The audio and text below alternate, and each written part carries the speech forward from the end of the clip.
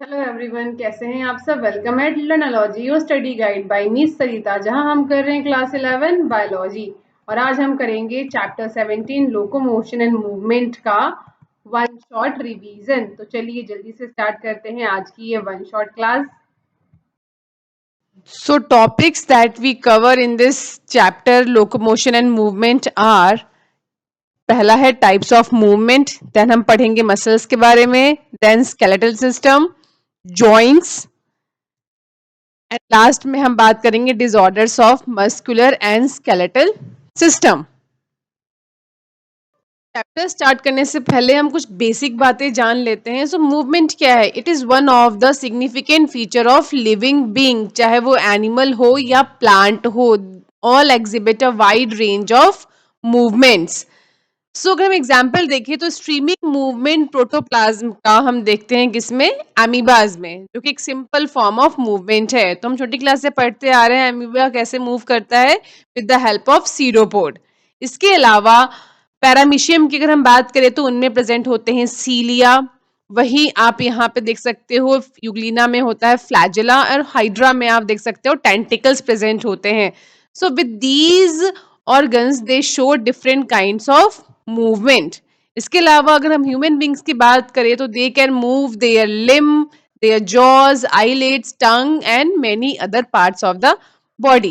तो ये सभी डिफरेंट काइंड्स ऑफ मूवमेंट्स हम देखते हैं in different types of organism, चाहे वो यूनिसेलुलर है या फिर वो मल्टी सेलुलर है।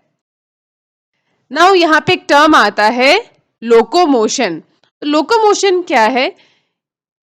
Some of the movement result in a change of place or location. Such voluntary movements are called locomotion. तो locomotion क्या होता है? अगर आप jaws की movement देखो, है ना, eyelids की movement देखो, वो सिर्फ जहां प्रेजेंट है हमारी बॉडी में सिर्फ वही वो मूव कर रहे हैं, है ना। लेकिन जब आप वॉक करते हो, आप रन करते हो, है ना, तो इसमें क्या होता है, आपकी पूरी की पूरी बॉडी एक जगह से दूसरी जगह शिफ्ट होती है, डिस्प्लेस होती है। तो जहाँ पूरा का पूरा जो ऑर्गेनिज्म है वो एक जगह से जो दूसरी जगह शिफ्ट हो रहा है, डिस्प्लेस हो रहा है, उसको बोलते हैं locomotion. For example walking, running, climbing, flying, swimming, ये सभी क्या है? Different kinds of motion, sorry locomotion, जिसमें पूरी की पूरी बॉडी आपकी एक जगह से दूसरी जगह डिस्प्लेस हो रही है। So locomotory structure need not be different from those affecting other types of movement. तो यहाँ कुछ एग्जाम्पल्स हम देखेंगे जिसमें आप देखोगे कि जो मूवमेंट्स हैं और जो लोकोमोशन है, दोनों के लिए जो बॉडी का पार्ट यूज हो रहा है वो सेम ही है। लाइक इन पैरामीशियम अगर हम देखें, पैरामीशियम में आप क्या देखोगे, इसकी पूरी बॉडी पे क्या प्रेजेंट होता है? सीलिया प्रेजेंट होते हैं, which help in movement of food through this cytopharynx. तो जो ये पार्ट है जहां से फूड इस पैरामीशियम के अंदर एंटर करता है, इसको बोलते हैं साइटोफेरिंग्स। तो फूड यहाँ एंटर कैसे करता है? With the help of these cilia. तो ये सीलिया दोनों में हेल्प करते हैं for intake of food and also for locomotion. Hydra की अगर हम बात करें तो हाइड्रा की जो ये टेंटिकल्स हैं, है ना, it is used for capturing its prey and also use them for locomotion। तो दोनों काम है इसका। वहीं अगर ह्यूमन बींग्स की बात करें तो they use their limbs for changes in body posture and also locomotion as well. Same part आपका दूसरे मूवमेंट्स में भी हेल्प कर रहा है एंड सेम ही पार्ट लोकोमोशन में भी हेल्प कर रहा है। Therefore, movement and locomotion cannot be studied separately. Therefore, we can say that all locomotions are movement, but all movements are not locomotion, है ना। अगर आप एक जगह से दूसरी जगह शिफ्ट हो रहे हो, डिस्प्लेस हो रहे हो, तो वो लोकोमोशन भी कहलाएगा और वो मूवमेंट भी कहलाएगा। बट अगर आप जॉस मूव कर रहे हो, आईलिड को मूव कर रहे हो, तो वो सिर्फ एक मूवमेंट कहलाएगा, not locomotion. Methods of locomotion performed by animals vary with their habitat and the demand of the situation। तो जैसे कि फॉर सर्च ऑफ फूड जो ऑर्गेनिज्म है वो लोकोमोशन करता है ना, शेल्टर फाइंड करने के लिए, देन मेट्स फाइंड करने के लिए, स्टेबल ब्रीडिंग ग्राउंड्स फाइंड करने के लिए, क्लाइमेटिक कंडीशंस फाइंड करने के लिए आप देखते हैं हर साल कितने बर्ड्स हैं जो माइग्रेट करती हैं वन प्लेस से other place, find the favourable climatic condition, then to escape from the enemies और प्रीडेटर्स। तो ये सभी अलग अलग एग्जाम्पल्स हैं किसके, लोकोमोशन के। टाइप्स ऑफ मूवमेंट, तो अगर हम ह्यूमन बॉडी की बात करें तो सिर्फ ह्यूमन बॉडी में ही आपको 3 मेन टाइप्स के मूवमेंट देखने को मिलते हैं। पहला है एमीबॉइड, जी हाँ एमीबॉइड जो कि हम एमीबा में देखते हैं, वैसा ही मूवमेंट हमें हमारी बॉडी के सेल्स में भी देखने को मिलता है, जैसे कि मैक्रोफेजेस एंड ल्यूकोसाइट्स। तो ये जो दोनों सेल्स हैं they exhibit amoeboid movement by pseudopodia formed by the streaming of protoplasm, same वैसे ही जैसा कि अमीबा में होता है। सो अमीबा की जो बॉडी है वो कैसे आगे बढ़ती है, ठीक है, इस तरह से। तो जो अमीबा का जो प्रोटोप्लाज्म है वो कुछ इस तरीके से बैंड हो गया एंड ये फ्लैट हो जाता है ना, देन अगेन ये रिपीट होता रहता है। इस तरह से जो अमीबा है वो एक पर्टिकुलर डायरेक्शन में मूव करता है। ऐसे ही जो मैक्रोफेजेस हैं या ल्यूकोसाइट्स हैं हमारे WBC के, वो भी बैक्टीरिया या कोई और फॉरेन पार्टिकल्स को किल करने के लिए इस तरह की एमीबॉइड मूवमेंट करता है। नाउ साइटोस्केलेटन जो एलिमेंट प्रेजेंट होते हैं हमारे सेल्स के अंदर, like microfilaments, they also involved in amoeboid movement. Second type of movement होता है हमारी बॉडी में सिलियरी। सिलियरी मूवमेंट ये आपको कहाँ को मिलेगा, in our internal nuclear organs lined by ciliated epithelium, जिसके बारे में आपने 9th क्लास में पढ़ा होगा। तो ये है सिलिएटेड एपिथेलियम। तो एपिथेलियम सेल्स हैं जिनपे ये हेयर लाइक स्ट्रक्चर्स प्रेजेंट है, that's why it is called ciliated epithelium cells. So the coordinated movement of cilia in the trachea help us in removing dust particles and some of the foreign substances inhaled along with the atmospheric air. तो जो भी हम air inhale करते हैं उसमें जो भी dust particles वगैरह हैं उसको हमारे ट्रैकिया में प्रेजेंट जो ये सिलिएटेड एपिथेलियम है ये रिमूव आउट करने में, सेपरेट करने में हेल्प करते हैं। तरह की कुछ मूवमेंट होती है सीलिया में जिससे ये जो इनहेल्ड डस्ट पार्टिकल्स हैं उसको ये ट्रैप कर लेते हैं, फिल्टर कर लेते हैं। सो इसके अलावा एक और एग्जांपल है पैसेज ओवा जो कि ओवरीज में, फीमेल ओवरीज में प्रेजेंट होता है। Female reproductive tract is also facilitated by the ciliary movement. अब यहाँ थर्ड टाइप ऑफ मूवमेंट है मस्कुलर मूवमेंट। तो जितनी भी हमारी बॉडी में मूवमेंट्स होती हैं, चाहे आईलिड्स हो चाहे जॉ मूवमेंट हो ना, सारी मूवमेंट्स कौन सी है, मस्कुलर। तो movement of our limbs, jaws, tongue etcetera require muscular movement, क्योंकि यहाँ मसल्स काम कर रहे हैं। तो ये है मसल्स, है ना। और जब भी हम कोई बेंडिंग करते हैं, जैसे यहाँ एग्जाम्पल में आप देख सकते हो, तो जो मसल्स हैं जब हम हैंड बेंड करते हैं तो यहाँ पे ये मसल्स हेल्प करती हैं।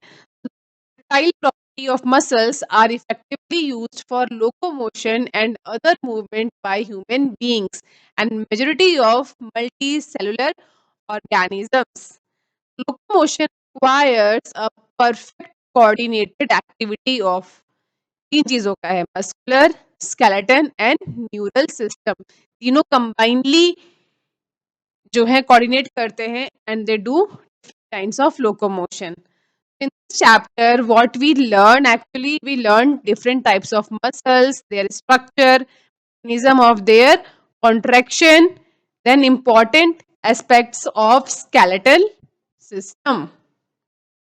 नेक्स्ट टॉपिक है मसल्स। तो अभी तक हमने देखा कि सीलिया या flagella these are outgrowth of cell membrane.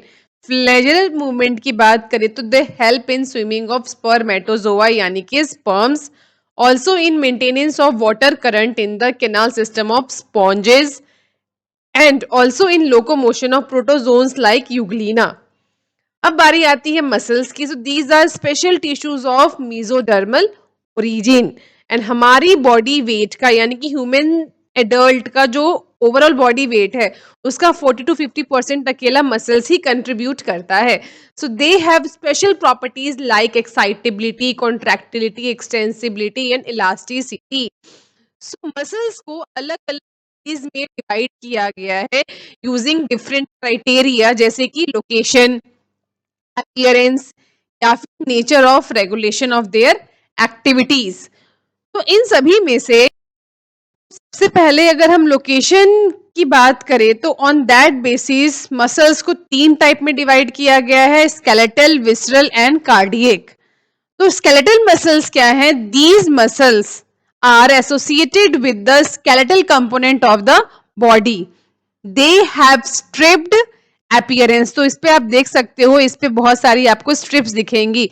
These are skeletal muscles, those have stripped appearance under the microscope, आपको ये दिख जाएगा, and hence these are known as striated muscles. They are under the voluntary control, यानी कि ये हमारे control में होते हैं। when we want them to contract, वो कॉन्ट्रैक्ट करेंगे, और जब हम नहीं चाहेंगे तो वो रिलैक्स रहेंगे, है ना। तो they are under the voluntary control of nervous system, so इसीलिए इनको वॉल्यूंटरी मसल्स कहा जाता है। तो they are mainly involve in locomotory actions and change of body posture. Next आता है visceral muscle. So visceral muscles are in the inner wall of hollow visceral organs of the body, जैसे कि alimentary canal या फिर reproductive tract. तो इन सभी की जो लाइनिंग है वो विसरल मसल से ही होती है। So they do not exhibit any striation, आपको इस पे कोई भी स्ट्राइशन नहीं दिखेगा, जैसे कि हमने स्केलेटल मसल्स देखा था। इसीलिए these are smooth in appearance, so therefore they are known as smooth muscles या non-striated muscles. Their activities are not under the voluntary control, ये हमारे नर्व से कंट्रोल में नहीं होते हैं, ठीक है। Therefore they are also known as involuntary muscles. We want और डोंट वांट, ये अपना काम करेंगे ही करेंगे, है ना। एग्जाम्पल्स क्या है? In the transportation of food through the digestive tract, एक बार आपने खाना स्वेल कर लिया तो ऑब्वियस है वो स्टमक तक जाएगा ही जाएगा, वो आपके कंट्रोल में अब नहीं है। And gametes through the genital tract. Then आता है कार्डियक मसल। कार्डियक समझ ही गए होंगे, ये स्पेशल मसल्स है जो सिर्फ और सिर्फ हार्ट मसल्स में ही प्रेजेंट होते हैं, हार्ट मसल्स इन्हीं की बनी होती है। So many cardiac muscle cells assemble इन अ ब्रांचिंग पैटर्न, तो आपको यहाँ पे ब्रांचिंग पैटर्न दिखेगा जो इससे पहले आपको दोनों मसल्स में नहीं देखने को मिला था। Based on appearance cardiac muscles को स्ट्राइटेड मसल्स भी कहते हैं, क्योंकि आप इस पर ध्यान से देखेंगे तो इस पे आपको बहुत सारी स्ट्राइशन देखने को मिलेंगी, सेम वैसे ही जैसे कि स्केलेटल मसल्स में था। तो they are involuntary in nature as the nervous system does not control their activities directly. तो ये मसल्स कंटिन्यू कॉन्ट्रैक्ट करते रहती हैं, आपका हार्ट हमेशा बीट करता रहता है only because of these muscles, इन पे हमारा कोई कंट्रोल नहीं है। सो स्केलेटल मसल को डिटेल में समझते हैं। सो ये है skeletal muscle.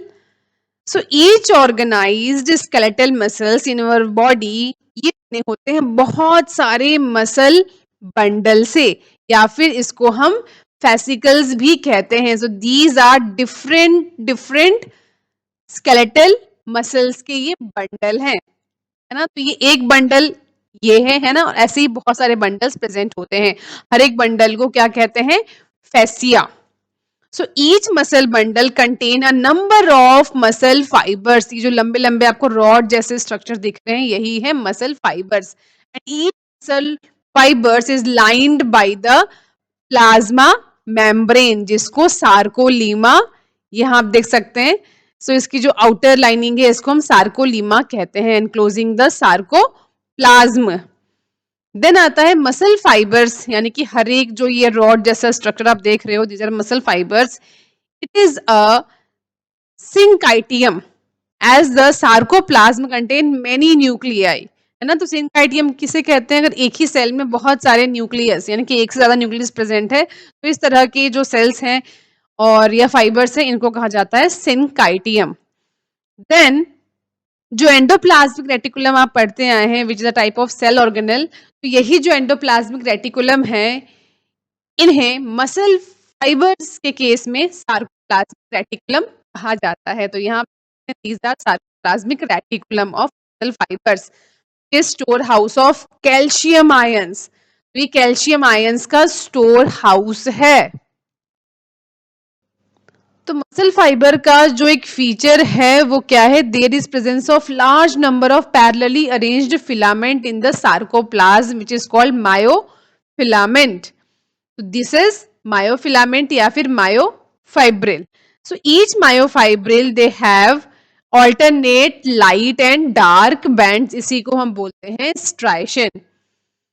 Detail study of myofibril has established that कि जो स्ट्राइटेड अपीयरेंस है वो क्यों होता है, because of two different proteins and name of these proteins are actin and myosin। तो आप यहाँ डायग्राम में क्लियरली देख सकते हैं, ये जो है this is actin protein and this is myosin protein. आगे ये आपको और डिटेल में समझ में आ जाएगा।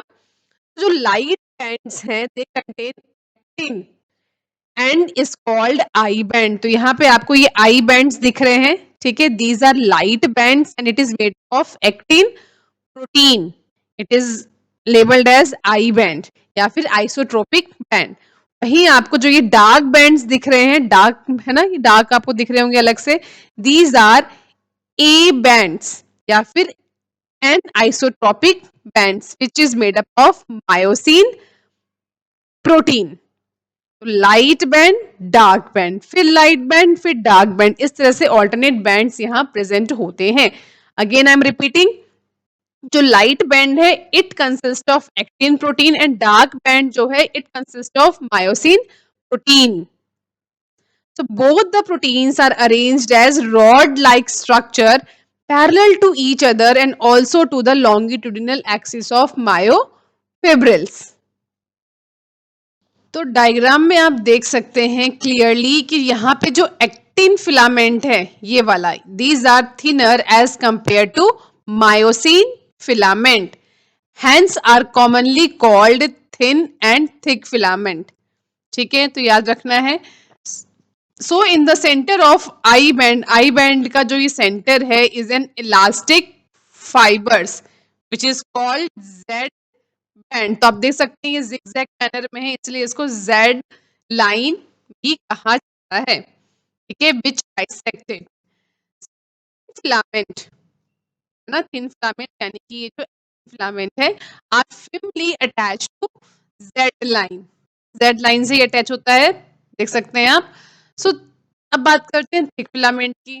फिलामेंट क्या है, in the A band are also held together in the middle of this band by a thin fibrous membrane called M line. तो एम लाइन आप यहाँ देख सकते हैं, ये है M line which is a thin fibrous membrane. So यहाँ आप डायग्राम में देख सकते हैं जो ए एंड आई बैंड है ना, ये जो पूरा पोर्शन है थिक बैंड के ऊपर इसको बोलते हैं ए बैंड और this is known as I band. ये दोनों ही बैंड ऑल्टरनेटली अरेंज्ड होते हैं throughout the length of myofibril यानी कि muscle fibres.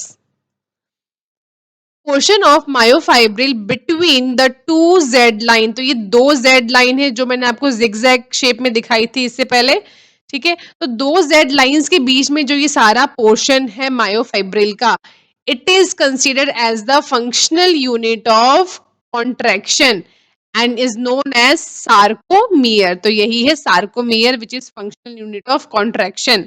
So in a resting state यानी कि जब हमारे मसल्स रेस्टिंग स्टेट में होते हैं, जो ये थिन फिलामेंट है आप दोनों तरफ देख रहे हैं, ये थिन फिलामेंट जो है they slightly overlap the thick filament, है ना, ये पार्शियली ओवरलैप करते हैं थिक फिलामेंट के ऊपर, है ना, at the end of this thick filament and they leave a gap here. तो ये गैप आप यहाँ पे देख सकते हैं, जो ये गैप है इसको कहा जाता है H zone. This gap is called H zone। Structure of contractile protein। So as we know that कि जो muscle fibers हैं उनमें दो टाइप के contractile protein होते हैं, one is actin and other is myosin। Actin की बात करते हैं, each actin filament is made up of two F actins helically wound to each other. तो यहाँ पे आप देख सकते हैं दो एफ एक्टिन आपस में हेलिकली वाउंड है और जो ये एफ एक्टिन है ये क्या होता है, ये एक लॉन्ग पॉलीमर होता है किसका? मोनोमेरिक जी यानी कि ग्लोबुलर एक्टिन्स का। आप यहाँ देख सकते हैं, यहाँ पे आपको है ट्रोपोमायोसिन। तो ये ट्रोपोमायोसिन क्या है? This is protein runs very close to F actin throughout the length। तो ये भी 2 होता है क्वांटिटी में। देन आपको यहाँ दिख रहा है ट्रोपोनिन। तो ट्रोपोनिन क्या है? ये भी एक प्रोटीन कॉम्प्लेक्स है, यानी कि ये बंडल है एक से ज्यादा प्रोटीन्स का, विच is distributed at regular interval on the tropomyosin. तो होता क्या है? द रेस्ट स्टेट सब यूनिट्स हैं ट्रोपोनिन। ट्रोपोनिन के सब यूनिट्स आपको यहाँ दिख रहे होंगे 3 क्वांटिटी में। तो इनका जो एक्टिव साइट होता है ये मास्क होता है, सो दैट कि ये जो मायोसिन है ये बाइंड ना हो सके, है ना। तो ये रिलैक्स स्टेट में है। तो रिलैक्स स्टेट में क्या होगा? जो ट्रोपोनिन है इसका एक्टिव साइट ये मास्क्ड होता है, इस कारण से एक्टिन उससे बाइंड नहीं हो पाएगा। तो ये कब बाइंड होगा, कैसे बाइंड होगा और उससे क्या होगा, ये सब हम आगे पढ़ने वाले हैं। तो अब बात कर लेते हैं मायोसिन की। तो एक्टिन की तरह मायोसिन भी एक पॉलीमराइज्ड प्रोटीन है एंड ये बना होता है बहुत सारे मीरोमायोसिन से। So we can say that many monomeric protein called myromyosin constitute one thick filament।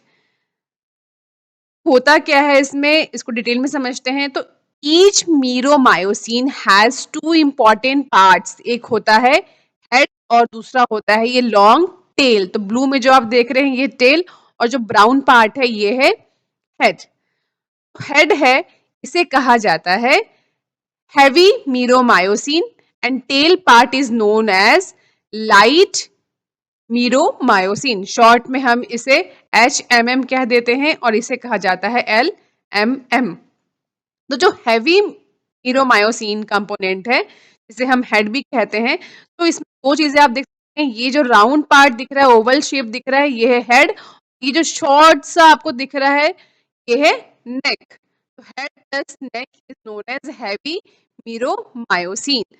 So it is projected outward at regular distance and angle from each other from the surface of a polymerized myosin filament and is known as cross arm। इसको बोला जाता है cross arm। तो जो head है is an active ATPase enzyme, ठीक है, जो कि बाइंड होगा, जिसके पास साइट है for the binding with the ATP and active site for actin protein। Mechanism क्या है मसल कॉन्ट्रैक्शन का? तो स्लाइडिंग फिलामेंट थ्योरी यहाँ आती है which states that contraction of a muscle fibre takes place by the sliding of thin filament over the thick filament. दोनों filament slide करते हैं और इस तरह से कॉन्ट्रैक्शन स्टार्ट होता है। मसल कॉन्ट्रैक्शन इनिशिएट कैसे होता है इसको समझते हैं। तो होता क्या है, there is a signal sent by central nervous system, इसके थ्रू, मोटर न्यूरॉन के थ्रू। तो ये है मोटर न्यूरॉन जो कि सेंट्रल नर्वस सिस्टम से सिग्नल लेकर के आता है एंड ये motor neuron along with the muscle fibre, this is muscle fibre, तो both constitute a motor unit. और जो जंक्शन है इन दोनों के बीच का, बिटवीन दीज टू, ठीक है, मोटर न्यूरॉन एंड सार्कोलेमा, ठीक है, of the muscle fibre is called neuromuscular junction, जिसके बारे में आपने 9th क्लास में भी पढ़ा होगा, या फिर मोटर एंड प्लेट भी कहा जाता है इसको। So a neural signal reach this junction and release neurotransmitter. तो हमें पता है जो सिग्नल मोटर न्यूरॉन लेकर के आ रहा है वो इस गैप को क्रॉस नहीं कर पाएगा, तो ये सिग्नल्स कन्वर्ट हो जाते हैं न्यूरोट्रांसमीटर में। Here it is acetyl कोलाइन which generates an action potential in the sarcolemma। जैसे ही ये एक्शन पोटेंशियल जनरेट होगा, जो मसल फाइबर्स हैं, ठीक है, यहाँ पे रिलीज हो जाएंगे कैल्शियम आयंस। तो सार्कोप्लाज्म में कैल्शियम आयंस इंक्रीज होंगे और जैसे ही कैल्शियम आयन इंक्रीज होगा it leads to the binding of calcium with subunit of troponin. तो ट्रोपोनिन के साथ ये बाइंड हो जाएगा on the actin filament and thereby remove the masking of active site of myosin. तो myosin का जो एक्टिव साइट है जो कि पहले मास्क था रिलैक्स पोजीशन में, वो अब अनमास्क हो जाएगा, वो मास्क हट जाएगा और अब ये जो मायोसिन है ये जाके एक्टिन से कंबाइन हो जाएगा, एक्टिन की प्रोटीन से कंबाइन हो जाएगा। So utilising the energy from ATP hydrolysis, तो ये सारा काम होता कैसे है, जो एटीपी है उसका हाइड्रोलाइसिस होता है और जो मायोसिन हेड है now it binds to exposed active site on actin to form a cross bridge. तो इस तरह से यहाँ पे ये क्रॉस ब्रिज फॉर्म हो जाता है। ठीक है, अब ये क्रॉस ब्रिज फॉर्मेशन के बाद क्या होगा between actin and myosin filament, this pulls the attached actin filament towards the centre of A band. तो ये है आपका ओवरऑल, यहां देख सकते हैं आप, दिस इज ए बैंड। अब यहां आप देख रहे हैं दिस इज जेड लाइन जो कि डायरेक्टली अटैच्ड है इन एक्टिन फिलामेंट के साथ। This also pulled inward thereby causing shortening of sarcomere। तो ये जो आप एक जेड लाइन दूसरे जेड लाइन के बीच में जो आप ये सारा देख रहे हैं ये है एक सार्कोमियर, ये शॉर्ट हो जाता है। This shortening is called contraction. Is clear from this diagram कि जब ये कॉन्ट्रैक्शन होगा तो ये आई बैंड आप देख रहे हैं ये शॉर्ट होना शुरू हो जाएगा और ये जो ए बैंड है ये एज इट इज अपनी लेंथ को मेंटेन करेगा। तो यहाँ पे ये कॉन्ट्रैक्शन कंप्लीट होगा। आफ्टर कॉन्ट्रैक्शन क्या होगा, जो मायोसिन है it release the ADP and inorganic phosphate and goes back to its relaxed state. यानी कि जो कॉन्ट्रैक्शन है वो खत्म हो चुका है, अब again it goes back to its relax state, यानी कि जो ये ब्रिज फॉर्मेशन है क्रॉस ब्रिज ये ब्रेक हो जाएगा। देन न्यू एटीपी क्या होगा, बाइंड करेगा और जो क्रॉस ब्रिज है ये ब्रेक हो जाएगा। Then ATP again it undergo hydrolysis by myosin head and जो ये सारा साइकिल है क्रॉस ब्रिज फॉर्मेशन का, ब्रेकिंग का, ये रिपीट होता जाएगा कॉजिंग फर्दर स्लाइडिंग यानी कि कॉन्ट्रैक्शन। तो ये प्रोसेस चलता रहेगा जब कैल्शियम आयन पंप हो रहा है। जैसे ही कैल्शियम आयन पंप बैक हो जाएगा to cytoplasmic system, result in masking of actin filament, और जैसे ही एक्टिन फिलामेंट की मास्किंग होगी ये जो कॉन्ट्रैक्शन है वहीं रुक जाएगा क्योंकि जो एक्टिव साइट है मायोसिन से अटैच होने का वो बंद हो जाएगा। This cause the return of Z line back to their original position and this is called relaxation. तो याद रखना है कॉन्ट्रैक्शन में जो ये जेड लाइन है इसके अराउंड जो ये आई बैंड है ये रिड्यूस हो जाता है कॉन्ट्रैक्शन के टाइम पे, और रिलैक्सेशन के टाइम पे क्या होगा, ये अगेन अपनी ओरिजिनल स्पेस ले लेगा, अगेन आई बैंड फॉर्मेशन होगा। सो ये है सारा साइकिल, एक बार हम देख लेते हैं। सबसे पहले क्या होता है, सबसे पहले क्रॉस ब्रिज फॉर्मेशन होता है। क्रॉस ब्रिज फॉर्मेशन के बाद क्या होगा, देयर इज स्लाइडिंग या फिर रोटेशन जिसमें जो एक्टिन है ये पुल होता है towards the centre of A band. then after this there is release of ADP and inorganic phosphate and then again there is breaking of cross bridge। so ये जो सारा रिएक्शन टाइम है of different kinds of protein, contractile protein in the muscle fibers, it can vary in different kinds of muscles। तो repeated activation जो है muscles का it leads to accumulation of lactic acid। क्योंकि repeated activation से क्या होता है, जो सप्लाई है ऑक्सीजन की मसल सेल्स में वो उतनी फास्ट नहीं है जितना फास्ट वो कॉन्ट्रैक्शन कर रहा है, जितनी देर तक एक्टिव है। अगर ऐसी कोई कंडीशन होती है जहाँ पे आप सीवर एक्सरसाइज कर रहे हो या रन कर रहे हो ऐसी कंडीशन में, तो ऐसे में क्या होता है जो मसल सेल्स है उनमें एक एनारोबिक कंडीशन हो जाती है, यानी कि there is lack of oxygen and in that anaerobic condition there is breakdown of glycogen occur and it leads to formation of lactic acid which is responsible for the fatigue in that particular muscles। यहाँ पे एक और चीज की बात करते हैं, तो मसल्स में क्या होता है, muscles they contain a red coloured oxygen storing pigment जिसे मायोग्लोबिन कहा जाता है। और ये जो मायोग्लोबिन है ये बहुत ज्यादा अमाउंट में होता है कुछ मसल्स में, एंड ऐसी मसल्स जिनमें ये मायोग्लोबिन बहुत ज्यादा है वो रेड दिखती हैं कुछ इस तरीके से वो रेड होंगी अपीयरेंस में, एंड ऐसी मसल्स को हम क्या कहते हैं, red fibres. And these muscles also contain plenty of mitochondria, बहुत माइटोकॉन्ड्रिया होगा इनमें, which can utilise the large amount of oxygen stored in them for ATP production, क्योंकि यहाँ पे ऑक्सीजन बहुत ज्यादा है इसलिए ये रेड कलर की हैं। These muscles therefore can also be called aerobic muscles, क्योंकि यहाँ पे इनफ सप्लाई है ऑक्सीजन की। On the other hand, कुछ मसल्स क्या होती हैं, they contain very few quantity of myoglobin, therefore वो पेल दिखेंगी, वाइटिश दिखेंगी, और ऐसी मसल्स को हम कहते हैं वाइट फाइबर्स।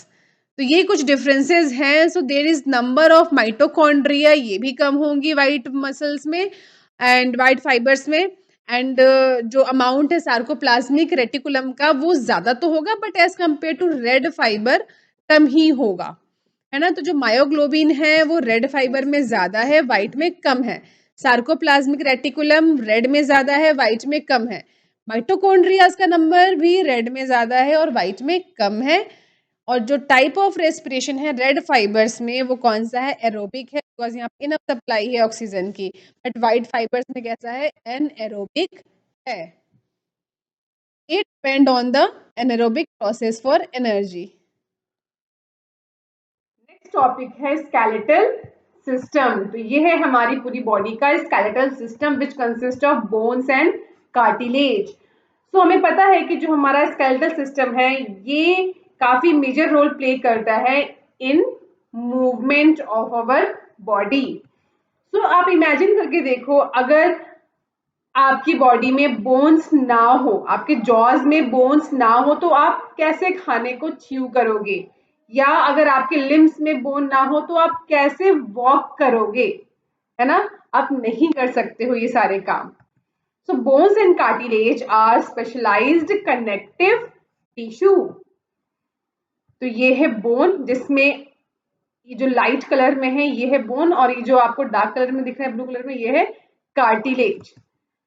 सो फॉर्मर यानी कि जो बोन्स हैं, it is very hard due to its hard matrix which consist of calcium salts in it.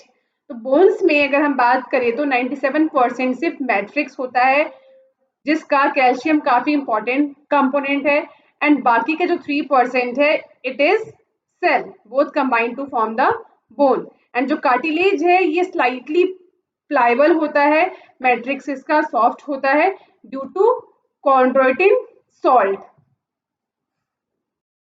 एक एडल्ट ह्यूमन में टोटल 206 बोन्स होते हैं। वही अगर हम एक बेबी की बात करें, न्यू बॉर्न बच्चे की बात करें, तो उनमें अराउंड 280 बोन्स होते हैं, जिनमें से काफी सारे बोन्स जो हैं वो आपस में ज्वाइन हो जाते हैं with the development of the baby. तो ये रह जाते हैं 206 जो कि परमानेंट है। सो इन बोन्स को डिवाइड किया गया है दो पार्ट्स में, एक कहलाता है एक्सियल स्केलेटन, ये सारा पार्ट, और दूसरा कहलाता है अपेंडिकुलर स्केलेटन। तो दोनों को हम एक एक करके स्टडी करेंगे। पहले हम बात कर लेते हैं एक्सियल स्केलेटन की। सो इसमें टोटल आते हैं 80 bones which is distributed along the main axis of the body. तो ये कंसिस्ट करता है skull, vertebral column, sternum and ribs. These all together form axial skeleton. तो एक्सियल स्केलेटल में सबसे पहले आता है स्कल। तो skull is composed of cranial and facial bones. तो दोनों में अगर हम बोन्स के नंबर देखें तो ये 22 बोन्स होते हैं। तो सबसे पहले बात करते हैं क्रेनियल बोन्स की। तो ये टोटल जो है 8 होते हैं नंबर में, and they form the hard protective outer covering that is cranium for the brain को ये प्रोटेक्ट करते हैं। एंड फेशियल बोन्स की बात करें तो इनमें आते हैं total 14 bones which form the front part of the skull. दोनों मिला के हो गए 22 बोन्स। सो यहाँ पे आपको एक डाउन, यहाँ पे अगर आप देखिए बॉटम पे, तो यहाँ पे आपको एक सिंगल यू शेप्ड का बोन दिख रहा होगा। This is called hyoid bone which is present at the base of the buccal cavity included in the skull. तो ये भी स्कल का ही पार्ट है। तो स्कल जो रीजन है articulates with the superior region of the vertebral column. तो आगे हम पढ़ेंगे वर्टिब्रल कॉलम के बारे में। तो वर्टिब्रल कॉलम का जो टॉप मोस्ट पार्ट है वो यहाँ पे अटैच होता है। So with the help of two occipital condyles, ये आप देख रहे हैं पार्ट, इस पार्ट से इसको कहा जाता है ऑसिपिटाइल कॉन्डाइल, इससे अटैच होता है क्या, वर्टिब्रल कॉलम, जिसे डाइकोडाइलिक स्कल भी कहा जाता है। तो ईच मिडल, अब हम ईयर की बात करते हैं, तो ये है ईयर का आउटर एंड इंटरनल डायग्राम। तो each middle ear, this is middle ear, it contains 3 tiny bones, 3 छोटे छोटे बोन्स होते हैं यहाँ पे जो काफी इंपॉर्टेंट है ईयर्स के लिए, that is Méliès, incus and steps. तो यहाँ पे आप देख सकते हैं this is Méliès, incus and steps, यहाँ पे ये प्रेजेंट होते हैं, ठीक है। दे कलेक्टिवली कॉल्ड ईयर और सिकल। स्कल के बाद आता है वर्टिब्रल कॉलम। तो ये है vertebral column which is formed by 26 serially arranged units called vertebra and is dorsally placed। तो ये हमारी बैकबोन है। It extends from base of the skull, जो स्कल का बेस है जिसके बारे में अभी हमने पढ़ा था, डाइकोटाइलिक, ठीक है। तो it is extended from the base of the skull and continues the main framework of the trunk। Then each vertebra, अगर आप देखेंगे, they have a central hollow portion which is also called neural canal, जिसमें से जो spinal cord है वो इसी के थ्रू पास होता है, यानी कि ये प्रोटेक्ट करता है किसको, स्पाइनल कॉर्ड को। इसीलिए जो हमारी बैकबोन है वो काफी इंपॉर्टेंट मानी जाती है। तो वर्टिब्रल कॉलम का अगर आप टॉप मोस्ट पार्ट देखेंगे, यहाँ पे ये रेड से दिखाया गया है ना, रेड पार्ट जो है ये टॉप मोस्ट पार्ट है वर्टिब्रल कॉलम का। तो सबसे ऊपर आपको यहाँ दिखता है Atlas, this is Atlas and it articulates with the occipital condyles, जिसके बारे में हमने अभी स्कल में पढ़ा था। सो वर्टिब्रल कॉलम जो है इज डिफरेंशिएटेड इनटू सर्वाइकल, जिसमें टोटल 7 बोन्स आते हैं, देन thoracic vertebra जिसमें 12 bones आते हैं, then lumbar which consists of 5 bones, then sacral which consists of 1 fused bone, then coccygeal, ये है coccygeal which is consist of 1 fused bone region and starting from the skull। तो ये सारा part कहाँ से स्टार्ट हो रहा है, स्कल से स्टार्ट हो रहा है and it is divided into all these different parts। तो नंबर ऑफ सर्वाइकल वर्टिब्रा, ये वाला part, it consist of 7 bones and in almost all the mammals including human beings, ये ऑलमोस्ट सभी मैमल्स में सेम होता है। तो vertebral column protects the spinal cord, it also support the head and serve as the point of attachment for the ribs and musculature of the back. Then sternum जो है ये क्या है, ये फ्लैट बोन है on the ventral midline of thorax. Skull and vertebral column के बाद हम बात करते हैं रिब्स बोन की, which consist of 12 pairs of ribs. So each rib is a thin flat bones, तो ये राउंड नहीं होते हैं, ये थिन फ्लैट बोन्स होते हैं and they connected dorsally to the vertebral, पीछे की तरफ से ये वर्टिब्रल कॉलम से अटैच होते हैं एंड सामने की तरफ से अगर आप देखेंगे ये वाला जो पार्ट है दिस इज कॉल्ड स्टर्नम, इससे ये अटैच होते हैं, यानी कि पीछे भी अटैच है ये और आगे की तरफ भी अटैच्ड है ये। तो यानी कि it consist of 2 heads. So it has 2 articulation surface on its dorsal end and hence it is known as bicephalic, इसलिए इसको बायसिफेलिक भी कहा जाता है। सो बायसिफेलिक का यहाँ क्या मतलब हुआ, 2 हेड्स, जिसके 2 हेड हो। तो वो 2 हेड्स क्या है यहाँ पे, these 2 connection point, 1 to the vertebra जो कि बैक साइड में है, डॉर्सल साइड में है, एंड 1 टू द स्टर्नम जो कि फ्रंट साइड में आप देख सकते हैं स्टर्नम से, are often described as the 2 heads and making them dicephalic. तो डाइसिफेलिक का क्या मतलब है आपको क्लियर हो गया होगा, जिसके 2 हेड्स होते हैं। तो रिब्स में जो पहली 7 बोन्स है, ठीक है, यहाँ पे आप देख सकते हैं, they are known as true ribs. Dorsally अगर आप देखें, they are attach to the thoracic vertebra, पीछे की तरफ ये थोरैकिक वर्टिब्रा से अटैच होते हैं and ventrally it is connected to the sternum with the help of hyaline cartilage. Sternum and इन bones के बीच में cartilage present होता है जिसको कहा जाता है hyaline cartilage. Then अगर हम बात करें next 8th, 9th and 10th pair of ribs की, so they do not articulate directly to the sternum. ये directly sternum से नहीं attach होते हैं. अगर आप ध्यान से देखेंगे तो ये तीनों पहले आपस में कनेक्टेड होते हैं एंड देन जाके ये स्टर्नम से कनेक्ट होते हैं. That's why these 3 pairs of ribs are known as vertebrochondral ribs या फिर फॉल्स रिब्स, क्योंकि डायरेक्टली अटैच नहीं है स्टर्नम से. देन लास्ट 2 पेयर्स की बात करें तो 11th एंड 12th की of ribs, they are not connected ventrally. तो ये आगे की तरफ से आप देखेंगे ये स्टर्नम से कनेक्टेड ही नहीं है, ये सिर्फ पीछे की तरफ डॉर्सली ये वर्टिब्रल से कॉलम है, बट ये फ्रंट में ये स्टर्नम से कनेक्टेड नहीं है ना. तो that's why these two are known as floating ribs. तो 3 टाइप के रिब्स आपने यहाँ देखे. ट्रू रिब्स जो कि डायरेक्टली स्टर्नम से कनेक्टेड है, देन फॉल्स रिब्स जो डायरेक्टली स्टर्नम से नहीं कनेक्टेड है, आपस में पहले कनेक्ट होते हैं ये, फिर स्टर्नम से कनेक्ट होते हैं. देन आता है फ्लोटिंग रिब्स जो कि वेंट्रली नहीं कनेक्ट होते हैं स्टर्नम से. So thoracic vertebra, ribs and sternum, they all together form the rib cage. ये एक केज का केज जैसा स्ट्रक्चर फॉर्म करते हैं, इसलिए इसको रिब केज भी कहा जाता है. Next is appendicular skeleton. तो bones of limbs along with their girdles. girdles क्या है इसके बारे में हम आगे पढ़ेंगे. So it constitute the appendicular skeleton. So each limb is made up of 30 bones. जी हाँ, 30 बोन्स होते हैं हर एक लिम्ब में. तो बोन्स ऑफ हैंड जिसे 4 लिम्ब भी कहा जाता है are humerus, radius and ulna carpals. और रिस्ट बोन्स में आ जाते हैं टोटल 8 बोन्स. तो देखो सिर्फ हमारे रिस्ट में, अकेले रिस्ट में 8 बोन्स प्रेजेंट होते हैं. देन मेटाकार्पल्स जिसे पाम बोन्स कहा जाता है, इसमें आ जाते हैं 5 बोन्स. देन आ जाता है phalanges यानी कि जो हमारी फिंगर्स की बोन्स हैं, it consist of 14 bones. Next बात करते हैं हाइंड लिम्स की.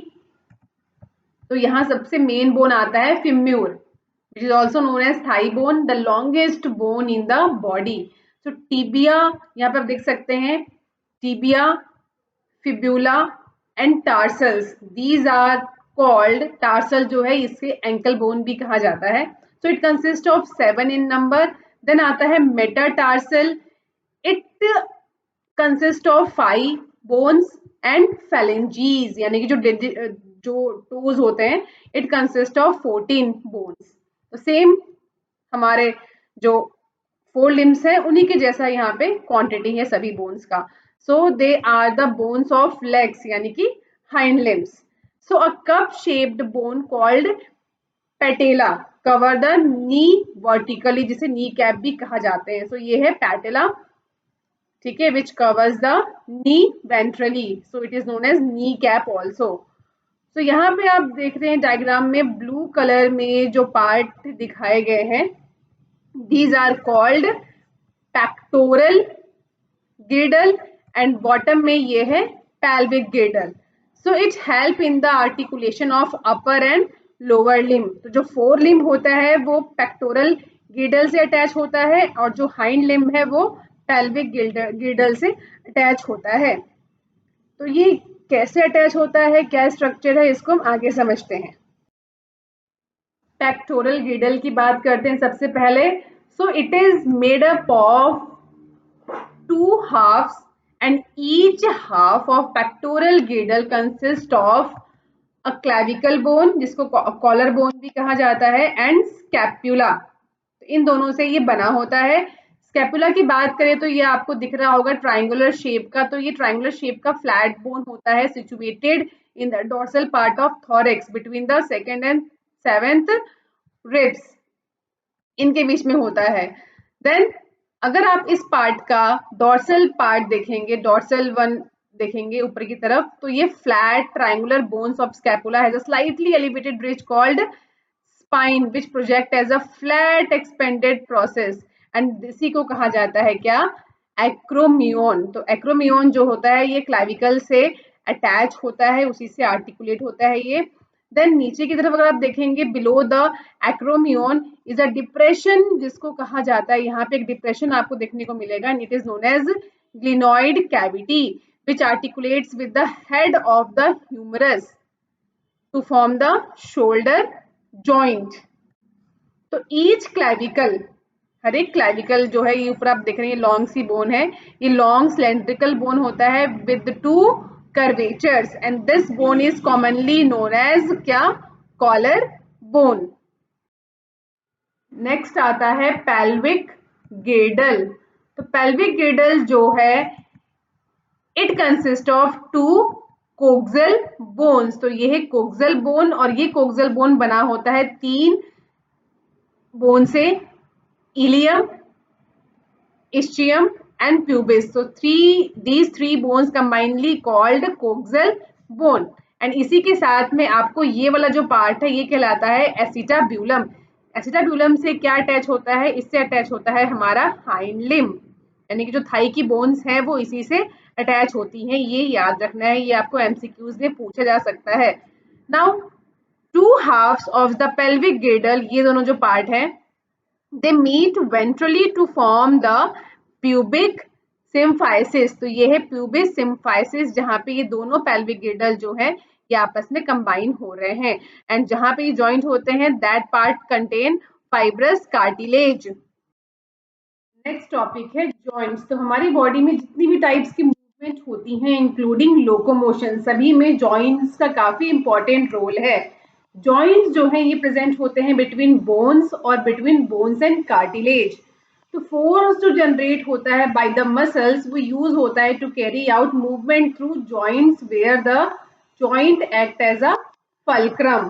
तो मूवेबिलिटी ऑफ दीज जॉइंट्स ये वेरी करता है, that depends on different factors। तो joints को क्लासिफाई किया गया है 3 कैटेगरीज में। पहला आता है fibrous joints। इन joints में कोई मूवमेंट नहीं होती है, they do not allow any movement। तो इस तरह के joints हमें देखने को मिलते हैं in the flat skull bones which fuse end to end with the help of dense fibrous connective tissue in the form of suture to form cranium। तो आपने देखा होगा जो हमारा पूरा स्कल है वो एक सिंगल बोन नहीं है, वो कई बोन से मिलकर बना हुआ है, जिनके बीच में जो जॉइंट्स हैं वहां पे ये फाइब्रस कनेक्टिव टिश्यू प्रेजेंट होता है। तो ऐसे जॉइंट्स को बोलते हैं फाइब्रस जॉइंट। दूसरा है कार्टिलेजिनस जॉइंट्स। तो कार्टिलेजिनस जॉइंट्स होते हैं ये जिन बोन्स के बीच में होते हैं, ठीक है, तो ये बोन्स को ज्वाइन करने का काम करते हैं, एंड जिन बोन्स के बीच में ये होते हैं वहां ये थोड़ी बहुत मूवमेंट करते हैं। तो ये आपको मिलेगा between the adjacent vertebra in the vertebral column, ठीक है, तो which permit limited movements. Third type of joint है synovial joint.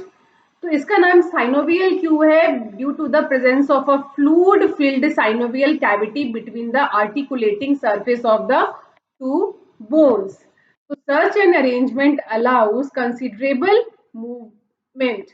These joints help in locomotion and many other movements। तो इस तरह के joints के एग्जाम्पल है हमारी बॉडी में कौन कौन से, बॉल एंड सॉकेट जॉइंट जो कि between humerus and pectoral girdle के बीच में, यहाँ जो ग्रीन पार्ट में आपको दिख रहा है ये है ball and socket joint.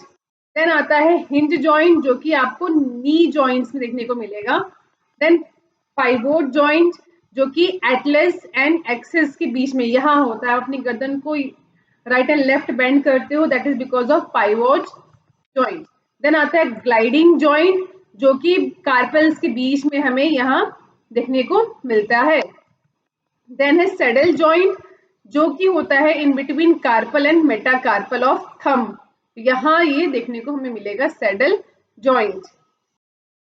Next बात करते हैं disorders of muscular and skeletal system, जिसमें सबसे पहले आता है माइस्थीनिया ग्रेविस। तो ये एक ऑटो इम्यून डिसऑर्डर है which affect the neural muscular junction that leads to fatigue, weakening and paralysis of skeletal muscle. दूसरा आता है मस्कुलर डिस्ट्रॉफी, ये भी एक जेनेटिक डिसऑर्डर है जिसमें प्रोग्रेसिव डीजेनरेशन होता है स्केलेटल मसल का। देन आता है टेटनी जिसमें रैपिड स्पैज्म होता है यानी कि वाइल्ड कॉन्ट्रैक्शन होता है in muscles and that is because of low calcium in body fluid. Then आता है अर्थराइटिस जिसके बारे में आपने सुना ही होगा, that is inflammation of joints. Then आता है ऑस्टियोपेरापोराइसिस जो कि एक एज रिलेटेड डिसऑर्डर है and it is characterized by decreased bone mass, increase chances of fracture और साथ में एस्ट्रोजन का जो लेवल है वो डिक्रीज हो जाता है विद द एज। तो ये काफी कॉमन फैक्टर है, कॉज है इस प्रॉब्लम का। देन आता है gout in which there is inflammation of joints and that is due to accumulation of uric acid crystals. I hope आपको आज की क्लास अच्छे से समझ आ गई है। अगर हाँ तो वीडियो को लाइक कीजिए, चैनल को सब्सक्राइब कीजिए और साथ में दिए गए बेल आइकन को भी प्रेस कर दीजिए जिससे कि मेरी लेटेस्ट वीडियो की नोटिफिकेशन आपको तुरंत मिल जाए। अगर आज की क्लास में कोई भी डाउट है तो आप नीचे कमेंट सेक्शन में पूछ सकते हैं। नेक्स्ट क्लास में हम स्टार्ट करेंगे new chapter, chapter 18 neural control and coordination. तब तक स्टूडेंट्स आप एनसीईआरटी बुक से आज का ये टॉपिक अच्छे से रीड कर लेंगे जिससे कि आप कॉन्फिडेंट हो जाए कि अब तक की क्लास में हमारा एनसीईआरटी से सब कंप्लीट हो गया है। Till that stay happy, stay healthy, see you soon.